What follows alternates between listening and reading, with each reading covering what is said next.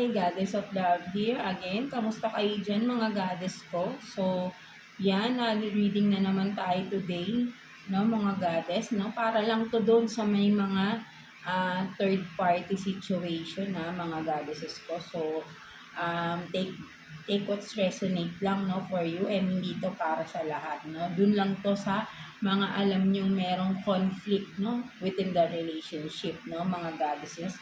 And before Virgo, no? So, kamusta kayo dyan, mga Virgo natin? Tignan natin anong conflict or third party, no? Current situation ninyo ng person, no? Ng person you are dealing with, no? Mga Virgo natin, no? So, let's see. Anong current energy ninyo ng person mo, no? Current energy sa relationship ninyo, no? Tignan natin. Kuha tayo ng one card for you, Virgo. Just take what's resonate, no, mga Virgo natin. Tignan natin. So, you have this sunshine girl. No, so, ang nakikita ko rito parang masaya, no, for some of you. Sunshine girl. No? So, ang nakikita ko baka for some of you, meron bang buntis, no? May buntis ba or buntis, may pregnant ba sa inyo, Virgo? Ikaw ba yung pregnant dito? Kasi parang may something, may paparating na baby, no? So, ayun yung nakikita ko rito, no? Ayan yung sitwasyon ngayon, no? Merong pregnant, no? So, ayun yung nakikita ko rito with the sunshine girl. May paparating na magpapasaya, no? Something like that, no? So, tignan natin, no? Meron kung may third party man, pwedeng sabihin natin yung third party is pregnant, no? For some of you. Or, just take what's resonate, no, mga goddesses ko, no, mga Virgo natin. Pwedeng kayo rin to, or kung kayong lalaki, no? Yung partner nyo is pregnant. Tignan natin, no? Kung anong meron. No? Kasi parang ayun yung biglang pumasok sa ano ko, no? May buntis, no? Current energy, no? Sa relationship, no? Tignan natin. So, parang ito na lang yung nagpapasaya, no? Pwedeng sabihin natin may anak, no? Baka may anak kayo ng person mo din, no? For some of you, at ayun yung nagpapasaya sa inyong dalawa, right? No? Or, kung sa third party, may anak sila, no? At ayun yung nagpapasaya sa person mo. That's why, nandun pa rin siya, naka-hold on sa third party because may anak na sila. May anak din sila or something like that, diba? So, tignan pa natin, no? So, kuha tayo ng 6 cards for you here, no? Mga Virgo natin, no? Kuha tayo ng 6 cards for you, Virgo, no? Current situation, third party, conflict, no, sa relationship. Tignan natin. Tayo ng 6 cards for Virgo, please. 6 cards for Virgo.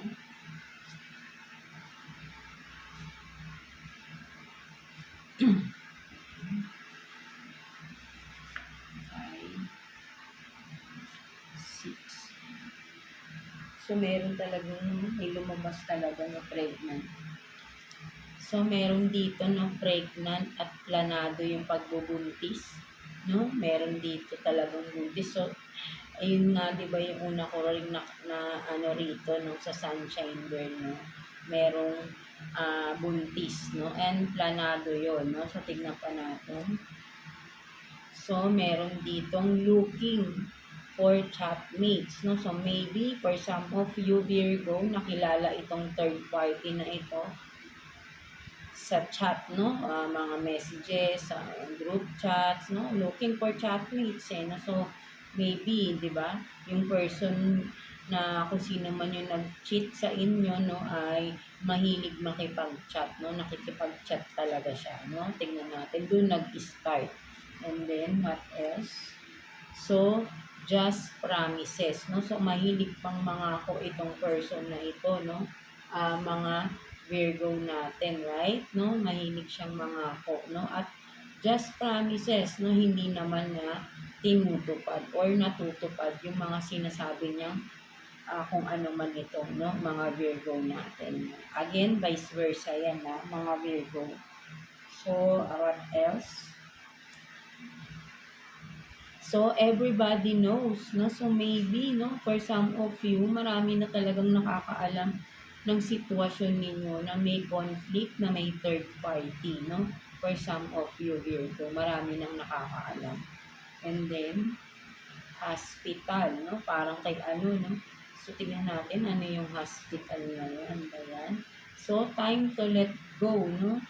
So, may hospital. Then, maybe for some of you, baka nagtatrabaho kayo sa ospital, no? Or maybe kasi nga ospital, may pregnant, baka magpapa-check up, no? Pumupunta ng ospital, baka may nakakita, something like that. But then, time to let go, di ba? So, for some of you, Virgo, ang pinakadulo is time to let go, no? So, kung yung person mo, no, alam mo na siguro na may nabuntis yung person mo, no, mga Virgo natin, no. So, meron ditong time to let go, no. Kung talagang, for some of you, baka wala pa kayong anak, no, baka mag-boyfriend, girlfriend pa lang kayo at may iba siyang nabuntis, no, for some of you, no. Siguro nakita mo sila sa ospital, nagpapa-check up because syempre pregnant na yung babae, di ba? Kung sino man sa inyo yung pregnant, pwedeng ikaw rin, no? But then, time to let go, no? Na alam kong mahirap yung sitwasyon ninyo because meron nang involved na bata dito, no? At kung sino pa yung, syempre, alam mo naman sa atin, di ba? Kapag at, di ba?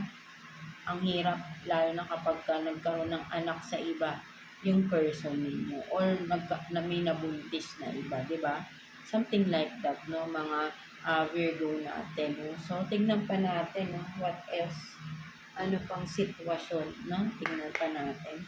So, kuha tayo ng 3 cards here for you, Virgo, no? Tingnan pa natin, ano pang sitwasyon meron. 3 cards for Virgo, please.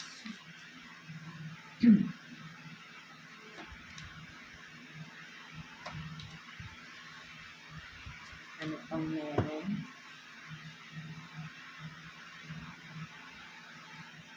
So, you have this, no? Settling. Avoid settling for less than you deserve in love, no? So, sinasabi rito, right, no? Wag mong isettle yung sarili mo sa alam mong agrabyado ka, right? No, alam mong ikaw yung talo rito, no? Kumbaga, parang wag mo nang asahan tong person na ito, no? Mga Virgo natin, no? Kasi alam mo hindi na 100% yung magiging pagmamahal kung for some of you dahil may involved na siyang magkakaanak or may anak na siya sa iba, no? Something like that, diba? Hindi na totally na yung pagmamahal, no? Kasi parang mahirap makipag-deal lalo na may involved na bata, no? Hindi natin masasabi ano pa yung pwedeng mangyari in the future, right? No? So, what else?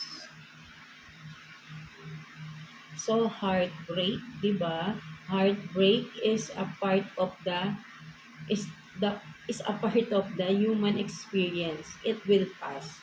Right, di ba? Masakit man yan, right? Masakit talaga yan, of course. But then, hindi mo habang buhay bibit-bitin yung sakit na yan. Of course, mag-heal ka dyan, no? Mag-heal ka, lalo na if di ba, wala pa naman kayong anak ng person mo, then let go of that person, right? Because naging unfaithful siya sa inyo, no? At alam kong marami pa dyan na mas deserve na mahalin mo, no, mga Virgo natin, right? No? So, malalagpasan mo rin yan, lilipas din yung sakit na nararamdaman mo, mga Virgo natin. No? Magpakatatag ka lang. And then, what else? So, wedding, no? So, taking your relationship to the next level, no? One step at a time. So, yeah, di ba? Ang nakikita ko rito soon, no? Kapag nag-let go ka, no? Yung pinapangarap mo na kasal, yung pinapangarap mo na wedding, na asawa, no, darating sa'yo yung tama tao para sa'yo, no, mga Virgo. So, ayun yung nakikita ko rito. Kaya, it's time to let go, no? Something like that, no? Mga Virgo natin, no? So, ayun yung nakikita ko rito, no? Mga Virgo natin. Kailangan mo nang mag-let go for you to be happy. For some of you naman, kung kayo ay married na sa tao na ito, no? Um, Masakit man, no? But then, kasi iba yun eh, naging unfaithful siya, right? No? Depende pa rin yan. Kasi kung may marriage involved na rito, right? And then for some of you, baka may mga anak na rin kayo, family na kayo, mahirap mag-decision. But then ikaw lang din nakakaalam niyan, no? Kung dapat pa bang i-keep yung relationship, yung marriage, or it's time to let go. Right? Kasi ikaw yung nahihirapan kung paulit-ulit na itong ginagawa ng person mo, then it's not worth fighting for, di ba? Mga Virgo natin. So, time to let go for some of you. But depende pa rin yan, no? Sa decision ninyo, no, mga Virgo. Kasi looking for chatmates, so maybe talagang mahilig maghanap itong tao na ito ng iba. Lagi siyang nagkakaroon ng mga third party, no? Kumbaga, ng mga iba-ibang nagkakaroon siya ng mga karelasyon talaga sa chatmates, no? So, napaka-immature ng mga ganyang tao na alam mo may partner ka na at maghahanap ka pa ng mga chatmate, di ba? Napaka-irresponsible at the same time mabubuntis na pa, di ba? Di ba? Sabihin na natin, sorry napakabastos, di ba? Something like that, di ba? So, hindi ko sinasabing magalit kayo. But then, pinapaano ko lang sa inyo. Ano yung ginawa ng person na to, no? Based sa ating reading, no? Kasi makikita mo, hindi niya pinahalagaan yung relationship niyo. Lalo yung ikaw, di ba, Virgo, na okay lang siyang makipag-ano sa iba, no? Makipagrelasyon, makipag-fling, na meron na siyang karelasyon talaga, di ba? Or may legal na siyang wife, di ba? Something like that, di ba? How rude, di ba? Napakabastos, di ba? So, I don't know if you will still fight for this person. Depende po sa inyo yan, di ba? Virgo, no? Ang love naman is talagang, lalo na if you are offering unconditional love, then no questions asked for you, no? Ikaw na yan, no? Basta alam mo yung dapat mong gawin, alam mo yung boundaries mo, no? Kasi masasaktan at paulit-ulit kang masasaktan dito, mga Virgo natin. No? So, tignan pa natin, no? What else, no? Ano pang meron, no? Kuha pa tayo ng, yung isang card yun. Kuha pa tayo dito ng 3 cards for you, Virgo. Yan natin. Excuse. 3 cards for Virgo, no? Tingnan pa natin. For Virgo, please.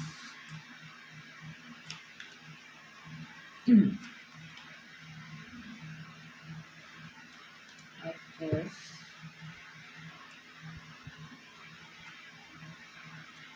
So, you have this, no? Don't turn back, di ba? Talagang parang sinasabi rito na mag-let go, no? Something like that, diba? Kasi may umaalis na rito, no? And then, what else? So, you have this, do not disturb, no? Regeneration in progress. Na so, talagang, alam mo kapag nag-let go ka, no? Ang laking ginhawa ng mararamdaman mo, no? Malaking pagbabago, no, yung mararanasan mo, no, for some of you. And then, 'di ba, treat yourself, eat whatever you want, kasi alam mo para kang makakahinga ng maluwag, no, kapag nag-let go ka. Maybe napaka-toxic din ng person ninyo, no, something like that, 'di ba? Kasi toxic naman talaga kapag ganyan yung person ninyo no, nanloloko, 'di ba? Anong klase yun? Bakit pa kayo nagkaroon ng relationship kung hindi pala niya, kung naghahanap pa siya ng iba? Diba? That's very toxic person, right? No? Baka may addiction pa to, no? sexual, di ba? Something like that. That's why marami siyang hinahanap, di ba? Looking for chatmates, no? And then, di ba?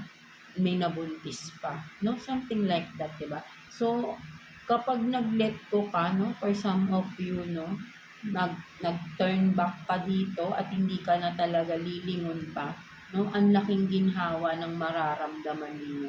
And you will treat yourself, no? 'Di ba? Magiging masaya ka, no? For some of you, no? Talagang parang katulad kay Taurus kanina, no? Makakawala ka, no? You will feel this freedom, no? Something like that, no? At malaking pagbabago 'yon para sa sarili ninyo. Parang achievement, no? Something like that na nakawala ka na sa toxic person, sa toxic relationship, right? Mga Virgo natin. But then, nasa sa inyo pa rin yan, no? Mga Virgo natin, no? Alam nyo yan kung ano rin yung dapat yung gawin. Alam nyo naman din yan. So, let's see what's the message advice for you ni universe, no? Mga Virgo natin. Let's see what's the message advice for you. Kuha tayo ng one card for you, Virgo.